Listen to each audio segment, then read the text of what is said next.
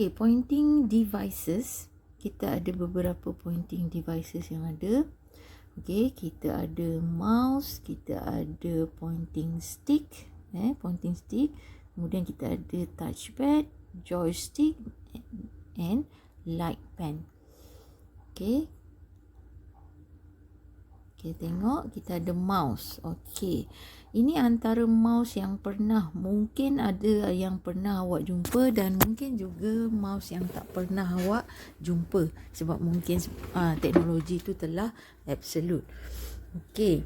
So, kalau awak tengok dekat sini, kita ada roller ball mouse. Roller ball mouse.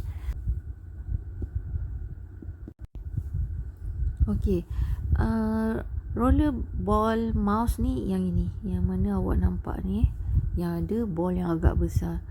Dia ni lebih murah tapi susah nak dibersihkan. Masih ada terjual tapi kita jaranglah nak guna. Okey. Kemudian kita ada trackball. Trackball ni biasanya dekat bawah bahagian bawah mouse tu dia gunakan ball biasanya. Tapi kalau yang saya highlight ni, yang saya lukis pada bahagian ni, dia dah guna optical mouse. Sebab biasa yang kita selalu guna sekarang ni optical mouse, sebab dia gunakan lampu tu kan. Lampu tak kira lah color apa, as long as dia gunakan sensor of lights. Okey, yang ini trackball ni dia susah untuk dikawal. Susah untuk dikawal tapi dia mudah untuk dibersihkan lah. Dia punya ball kat dalam tu. Okey, yang seterusnya kita ada optical mouse. Optical mouse ni kita tak perlu gunakan mousepad. Kita tak perlu mousepad. Dan dia tak diperlukan untuk kita buat pembersihan lah, sebab dia gunakan lighting kat situ. Tapi dia lebih mahal. Tapi dalam keadaan sekarang, dengan teknologi sekarang, saya rasa affordable untuk awak beli optical mouse ini. Okey, kemudian kita ada pointing stick. Pointing stick. Pointing stick ni yang biasanya ada di bahagian tengah keyboard. Okey, tengah keyboard. Namun kita jarang guna sebab dia dia agak susah untuk kita guna, sebab dia berada di tengah-tengah keyboard. Takut kalau kita klik, kalau kita tekan ataupun kita gerak-gerakkan dia terkena kepada keyboard yang berhampiran. Okey.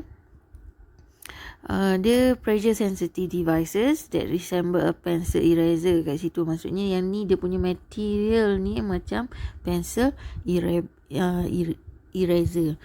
Okay, and then kita gunakan jari telunjuk kita lah untuk kita gerakkan pointing stick tersebut. Okay, ini yang biasa ada pada laptop awak, iaitu touchpad. Okay, kita gunakan kita punya pointing finger untuk gerakkan kita punya cursor. Ni depends lah. Saya rasa semua orang boleh tahu gunakan touchpad ini. Okay, kita juga ada joystick.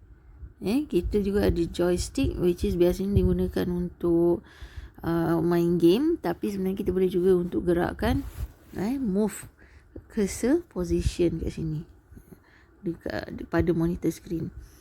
Okey, biasanya dia ada ball, dia akan ada ball kat sini, dan biasanya di kat sini kalau kita gerak ni dia akan gunakan ball. Dan begitu juga yang di bahagian ni. So dia ada 4 direction, ni kiri kanan atas bawah. Sama juga, ini pun kiri kanan atas bawah.